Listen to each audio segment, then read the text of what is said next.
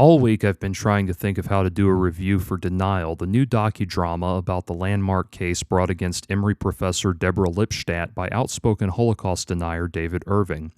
The day after seeing Denial, I saw The Dressmaker starring Kate Winslet. That review fell out of my fingers like tender, sauce-drenched baby back ribs off their respective bones. I'm also quite hungry at present. But the Denial review has been sticking in the gears. So after much thought, I've decided to comment in essay format rather than trying to sound objective in my critique. When I saw Denial at the Tara Theater in Atlanta, I was pleasantly surprised to see Deborah Lipstadt there as well. I was seeing the 10 p.m. screening, and she was speaking after the earlier screening, so I caught the last 20 minutes or so of her talk. It was a sobering and emotionally wrenching discussion. As I listened to her speak, I felt the veneer of objectivity drop away and knew that I would become too emotionally invested in this movie to give it a proper review. With a film like this, an op-ed is inevitable, so here's mine. To speak briefly on the film itself, I will say that it was outstanding. There's a moment where Lipstadt, played to perfection by Rachel Weisz, is shown weeping at Auschwitz. We then see a match cut to rainwater dripping off the barbs on the camp's wire fence. It's that kind of design that underscores the harsh nature of the film with gorgeous subtlety, making for a glorious cinematic experience. Timothy Spall does a wonderful job of making David Irving come off as the odious creature that he is, despite looking very little like the man himself.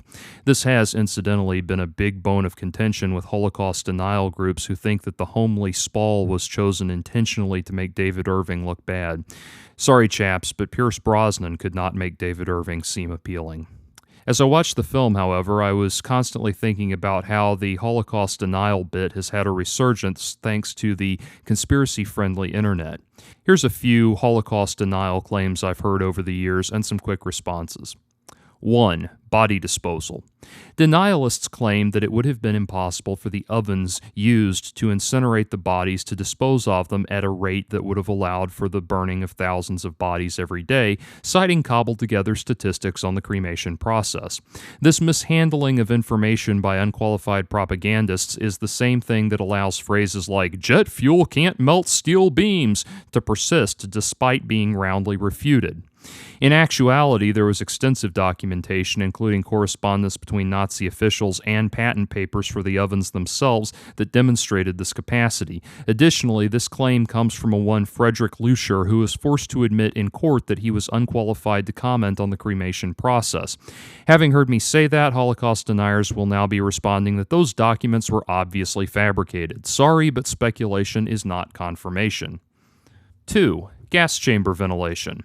Denialists will often assume that the gas chambers couldn't be or wouldn't be ventilated. This is also courtesy of Luscher. Well, guess what? You need to be able to ventilate those rooms to get the gas out before you send in the people that will remove the bodies. 3. Modifications at Auschwitz. One of the reasons Auschwitz is hyperanalyzed by Holocaust deniers like David Irving is that it was not originally designed as a death camp. As such, there were extensive modifications made for that purpose. This is why so many things about the facility seem impractical for mass murdering. 4. No official Nazi plan to exterminate the Jews.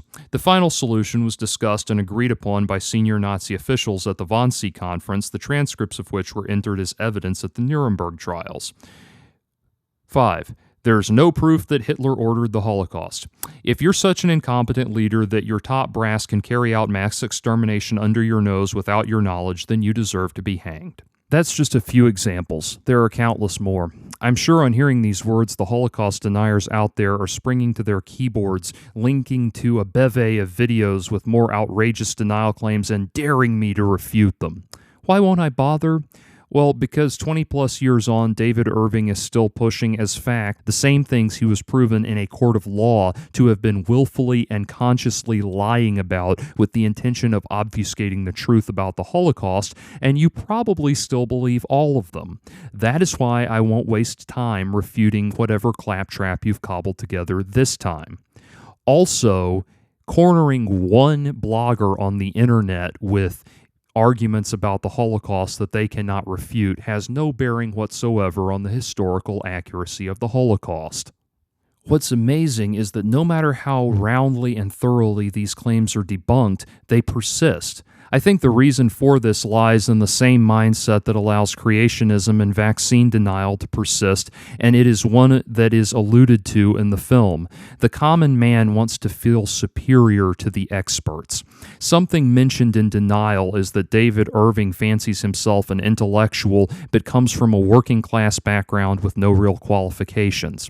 This seems to be a running theme in a lot of conspiracy theorist types, wanting to be an intellectual for the common man. As such, they attach themselves to pseudoscientific nonsense and espouse it as a cheap way to sound superior to the accredited experts who they claim are just part of a vast global conspiracy to silence the truth. From Kent Hovind to L. Ron Hubbard, this plays out time and again. A while ago, I tweeted about a ridiculous book on witchcraft that I bought while I was in college by Christopher Pensank called The Inner Temple of Witchcraft.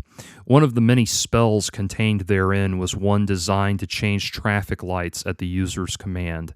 I think the appeal of things like Holocaust denial and intellectuals for the common man like David Irving is similar to the appeal of hogwash like that. It gives people a sense of order and command over the wild randomness and chaos of the world around them. Whatever the case, Denial offers a stunning reminder of why we must always be ready and able to shut down the absurdities of wild conspiracy theorists. You never know, one of those cretins might one day become a major party nominee for president.